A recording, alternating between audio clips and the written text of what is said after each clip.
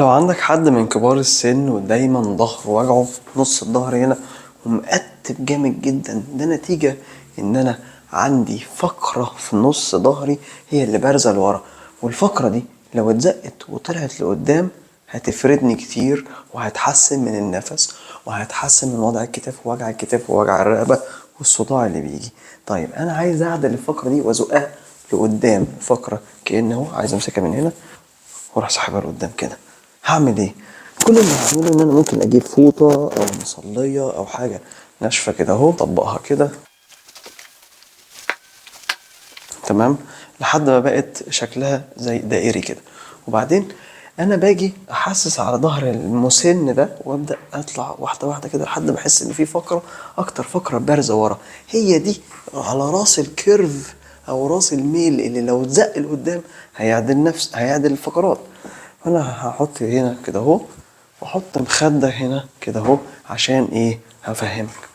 واجي على الطرف، لو جيت على الطرف هنا رحت نايم عليها زقت الفقرة لقدام، زقتها لقدام، بس هتلاقي ايه لو مفيش مخدة عند المسنين هتلاقي ايه ان راسه مش عارفة ترجع لورا قوي، فتلاقي عيني واقف ومشنج رقبته فمش هيقدر يستحمل القعاد في الوضع ده، فلازم تقرب له المخدة هنا كده بحيث ان هو يقدر دي تبقى مزقوقة لقدام ودراعاته تبقى مزقوقة لورا كده. كل ما دراعاته تبقى مزقوقة لورا كده اهو كل ما هو يقدر يفتح فقراته الصدرية ويفتح صدره من قدام، لان الحتة اللي قدام دي مشدودة جامد فهو مقتب وعامل كده.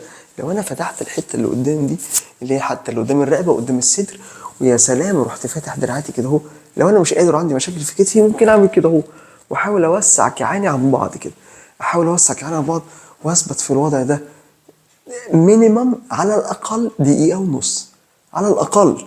طبعا لو سبت في الوضع ده ربع ساعة الصبح ربع ساعة بالليل نتائج اسرع واحسن بكتير. وممكن اقعد اعمل كده اهو، اخد نفس وافضي واملى صدري بالهواء. كل ما املى صدري بالهواء الناس المسنين اللي عندهم ضيق في التنفس ونهجان مع طلوع السلم ده ممكن يكون سبب كبير. التأتيبة اللي قدام دي بيضيق على الرئة، فانا في دلوقتي فاتح كده اهو وثابت في الوضع ده وافتح كده اهو، ده كده ممتاز جدا. او ارمي دراعي كده لورا واثبت، او ارمي دراعي كده اهو واثبت، ايهما احسن بالنسبه لك.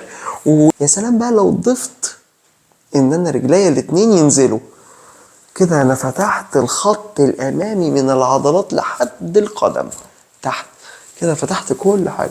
يا سلام لو سبت في الوضع ده وكمان زائق الفقره لقدام عن طريق الفوطه، ده كده احسن حاجه في الدنيا. اثبت في الوضع ده كده دقيقة ونص دقيقتين لحد ربع ساعة يبقى كويس قوي، واخد انفاس املى صدري بالهواء فصدري يوسع وفقرات وقفص الصدر يتمدد ويتفتح وانا ثابت في الوضع ده. لو ربع ساعة في اليوم، ربع الصبح ربع ساعة في اليوم بالليل، الموضوع كده هيبقى احسن بكتير، نتائج اقوى بكتير واسرع بكتير. في شهر هتلاقي العيان اتفرد وظهره ما بقاش يوجع، في 6 شهور بجد هتلاقيه طول. لو فضل مواظب عليها 6 شهور بجد هتلاقيه طول، هتلاقي المسن بابا او ماما اللي قصروا في الطول وعندهم اوجع في ظهرهم وكتافهم ورقبتهم وصداع، كل ده بيتحسن بس ان انا افرد ظهري وراسي تطول.